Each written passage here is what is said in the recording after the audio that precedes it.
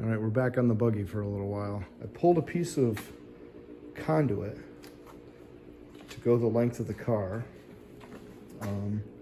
through here and to the back of the car under the back seat. So right now what I'm doing is working on the wire harness.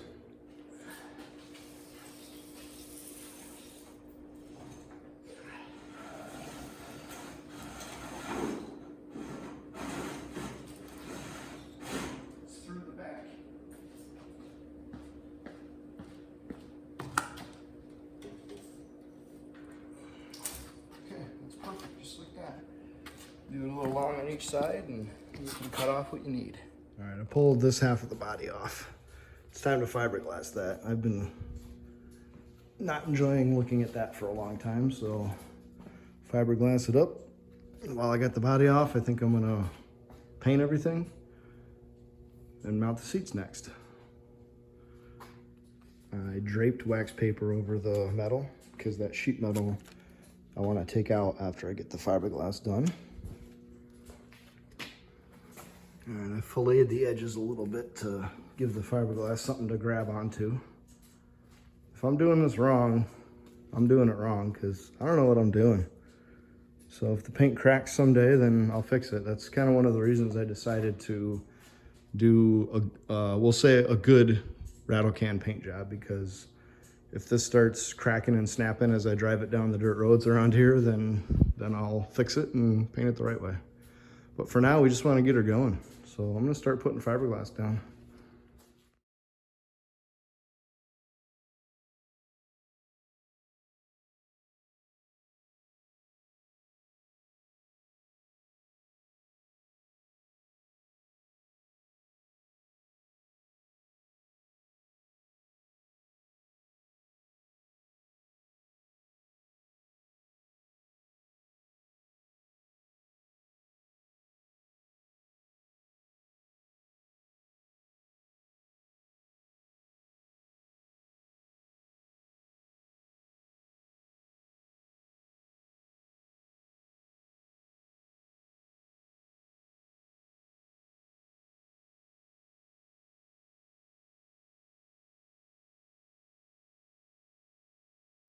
All right, I set that half of the body aside for now. I got the main fiberglass done. I'm gonna take the other half of the body off too.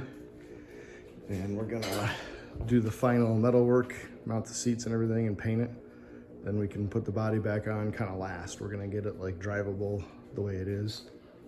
The transmission, both side covers were leaking terrible. And long story short, it ended up being these seals, the CV joint flange seals in here. I fixed that one that was leaking really bad.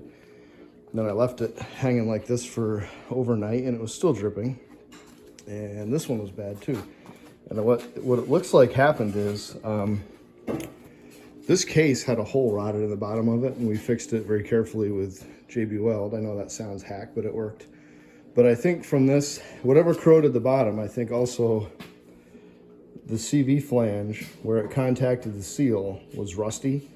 And as soon as we started driving it, it just wiped out both of those seals. So I had to change both of those seals and I changed the flanges. So that trans should be good to go back in. Hasn't leaked a drop in a week. But there was another problem we had.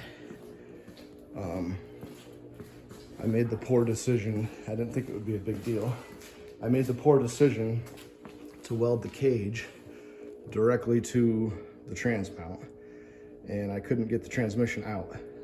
I thought I could just let the trans sit on top of that cradle and just lift it up and out, but I had to put the battery bracket there, and there's no other place to put it on this vehicle.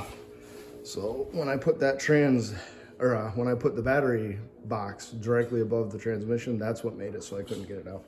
So I'm gonna have to make 4 flanges to bolt that in and out. But not a big deal, but a little annoying. So that's what we're gonna do now. All right, this is a VW dual 2-barrel carburetor Delorto Weber intake gasket. It happens to be about the right size hole in the middle here, so I would have preferred like a 3 or 4 bolt flange, but 2 should be good enough. So I just traced that out to 4 of these. I'm gonna go cut it out on the plasma.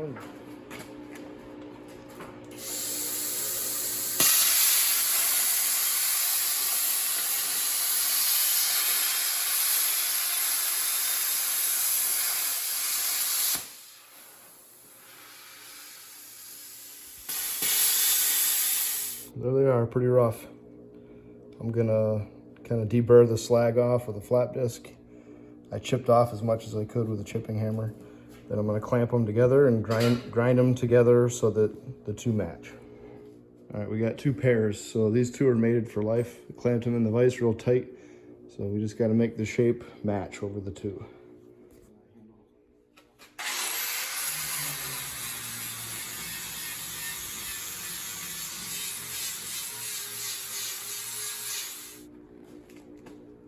All right, they match. All right, 2 flanges are done. They're final welded to this part. The 2 other flanges are bolted on where they're gonna be. So if I set this in place and bolt it there and there, then those should line up and be ready to weld. All right, got the flanges welded in. There and there. Quick shot of paint because it's gonna be tough to paint that when the engine's in. So now the whole trans will come out. Now this mount will come out with the trans. So now we wait for the paint to dry, unbolt these 2 flanges and those 2 bolts, take that out, bolt it to the trans, and the whole thing will go in.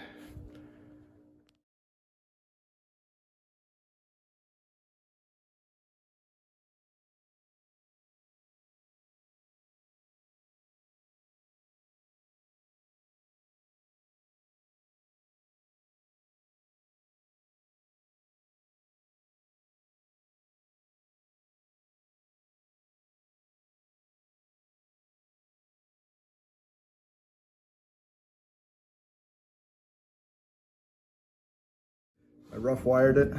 I got the battery wire made up, the wire to the ignition, and I got a wire coming over that's gonna go to the coil here.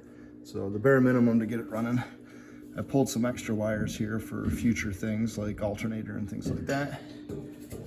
So the battery is sitting there. The battery had to go there because, to be honest, there was nowhere else I could possibly fit it. It's not easy to get 5 people on a buggy built for 2.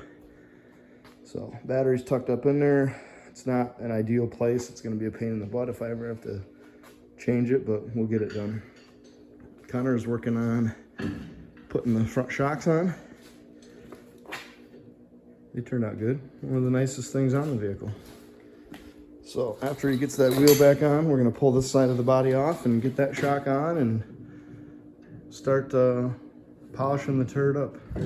So one thing that I really don't feel like doing, but I'm gonna do anyway, because as I said, with the engine in, it's gonna be 10 times as hard. I don't have shocks on this vehicle on the back. And as I said a minute ago, getting 5 people in there is not easy. So what I had to do was cut off the upper shock mount and have the back seat area come back further. Let me see if I can get a better show of where everything is. Well, you can't really see, but the shock is normally like here. And obviously there's people's butts there now. So there's no place to put a shock at the moment. There's the lower shock mount. So I've learned with an IRS VW that one of the first things that becomes a problem when you start off-roading is the lower shock mounts hook on like stumps and things. So this is gonna accomplish 2 things in one shot. I'm gonna cut off that lower shock mount, and I'm gonna mount it to the top of the control arm instead of way down there. And I'm gonna actually move the shock. For now, I'm just gonna use these generic original VW shocks, but I'm gonna move that mount to up here, somewhere in the neighborhood of like that. So I gotta make mounts for that. And then I gotta make some kind of mount up here for the upper shock. So I don't know if I'm gonna take a tube and run it from here to here or what, something like that. But again, I'd rather get the engine running, but I'm gonna be smart and work on the shock mounts now.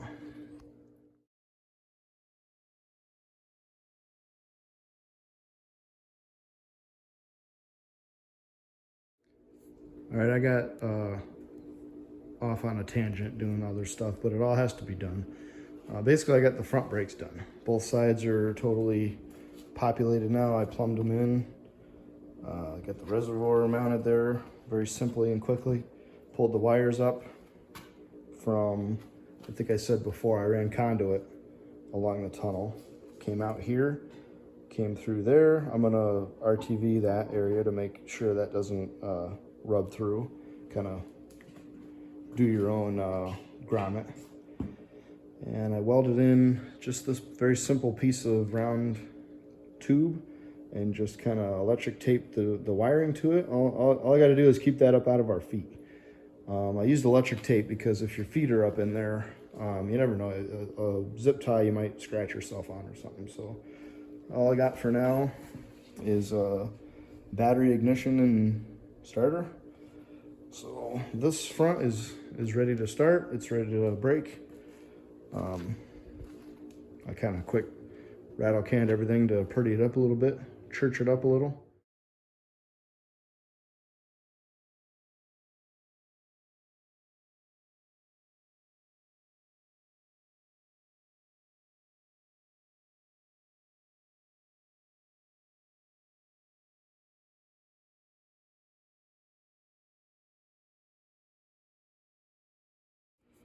All right, I got the bottom mount tacked on.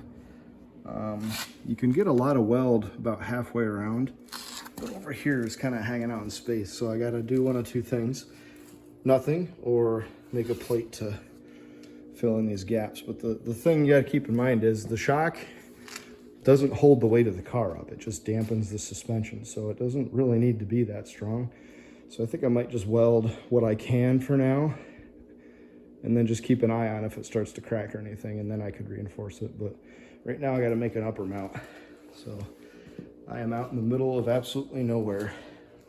So I'm gonna have to add some tubing, I think, to make the upper mounts. Taller shocks like from a pickup truck or something would be nice, but I'm working on a budget. All right, I got everything tack welded in, and I wanna put the tire on and bounce up and down a few times just to make sure nothing binds or pops or snaps or anything. So to review, I used the stock bottom mount, just flipped upside down on top of the control arm. And then for the top mount, I just welded a piece of roll bar tubing straight down, made a couple of ears, and I kind of planned on tying it from here into there and having some triangulation and stuff, but I got to keep telling myself the shocks on this vehicle don't hold the weight of the car. They just dampen movement. So that should be strong enough, but as I said, I'll keep a close eye on if things start cracking or doing weird things. So I'm gonna do my first test.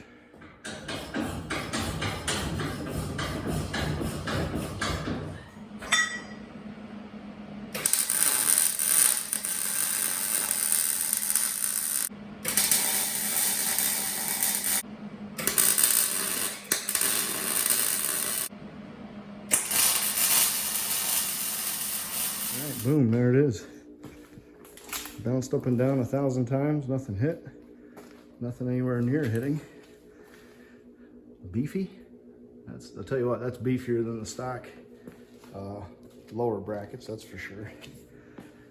All right, now I just have to copy that on the other side, and life is good. Other shock done. Now I was gonna move on to putting the seats in, but I hate to say, I think I want to scrape off all the sound deadening stuff. I can't stand the way that stuff looks. It's a lot of work, but it'll look better.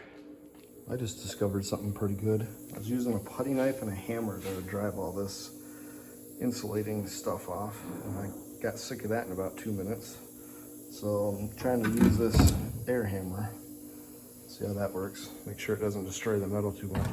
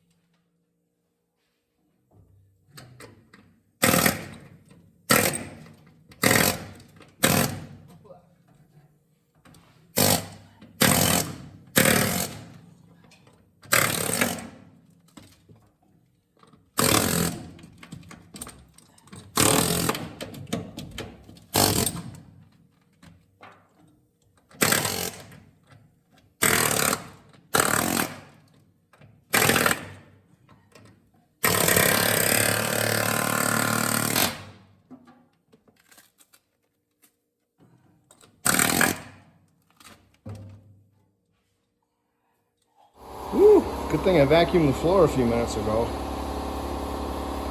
Now that did mark up the paint a little bit, but I think it was worth the time saved and the manual labor. So I'm gonna take a little die grinder to it now and see if that cleans it up easy, or if I gotta go to a 4.5-inch grinder or what. Good enough.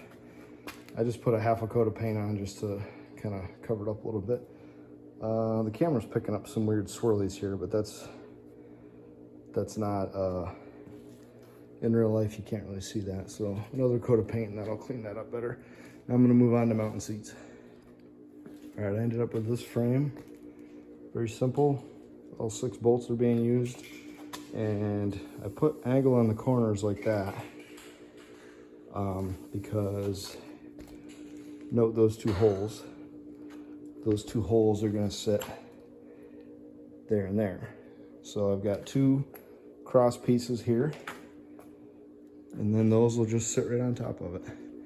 4 bolts in and out, and the seat won't be permanent. I can get up my brake lines and stuff. So let's see how it fits, see if my measurements were right.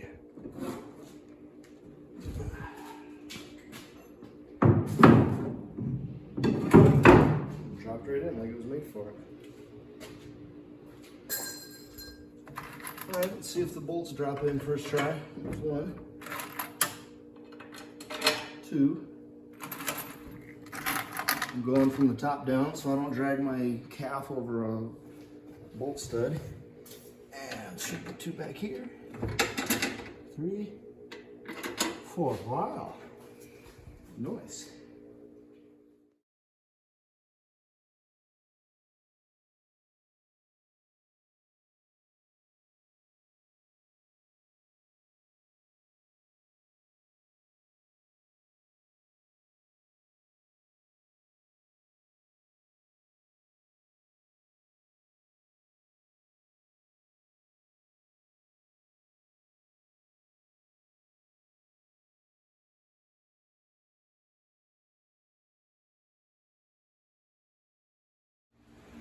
Okay, I got most of it done. The trouble with a vehicle like this is no matter how careful you are, you miss spots because you got to get this side of the tube and the back side and the front and back and underneath and all that, and you always end up missing stuff. So that's another reason why I did rattle cans, is I'll keep 1 or 2 cans around at all times, and 6 months from now when the sun hits it a certain way and I say, oh, there's a spot missed, you can touch it up. It won't be a big deal. I gotta keep telling myself, like, I don't want it to be perfect. I'm not taking this to car shows. Kids are climbing in it and jumping on it, and it's gonna be a jungle gym, and we're gonna be flying down dirt roads, kicking up rocks. So I just wanna get it all one color and, you know, stop any rust. But I did the gray all in there, and there's so much overspray on the floor that I was gonna do the floor black. Might be cheaper and easier and faster to just go with gray. I made mistakes, like I forgot the shift knob. That's ugly now, but it's okay. Something to work with.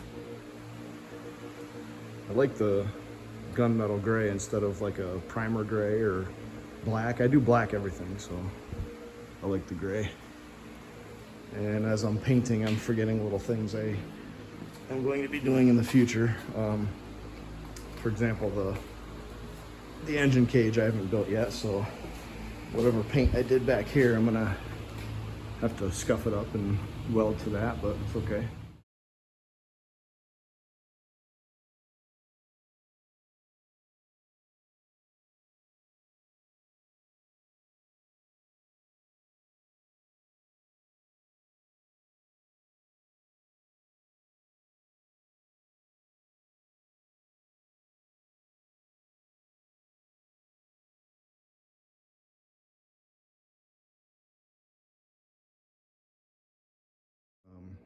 It's funny that the better looking something gets, the more things that aren't perfect stick out. Like the fan shroud looks awful.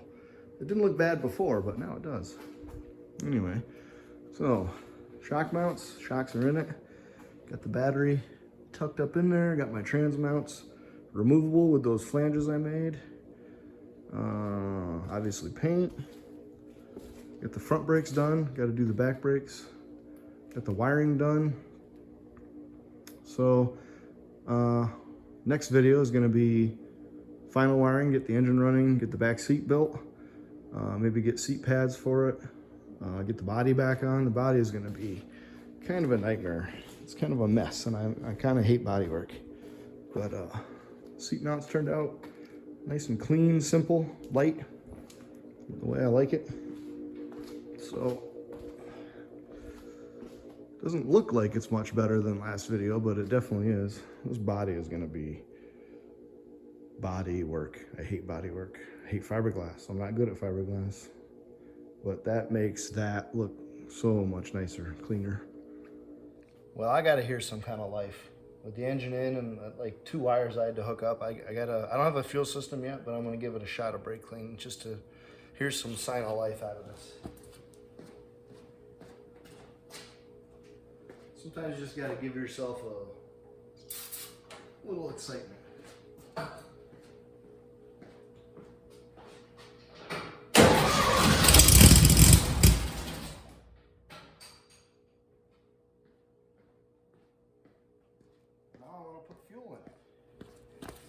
All right, now that I know it runs, I don't want to cob up a temporary fuel system anymore. But, when I drove this last time, I kind of stuck a lawnmower gas tank on top of this rack and gravity fed it, but I kind of feel like I'm to a point where I might as well final assemble it, no more temporary stuff. So I can't put the fuel system in until I get the body on, because the fuel tank sits on the front body there. So I guess I'm going to shift my attention to the bodywork after this. The exhaust done. It's kind of funky looking in my opinion, but not a lot of options here with these, whatever you call them, sidewinder exhausts. It's kind of the biggest muffler that I was willing to put on, and I just put that little 90 on there, and funky looking, but it'll do the job.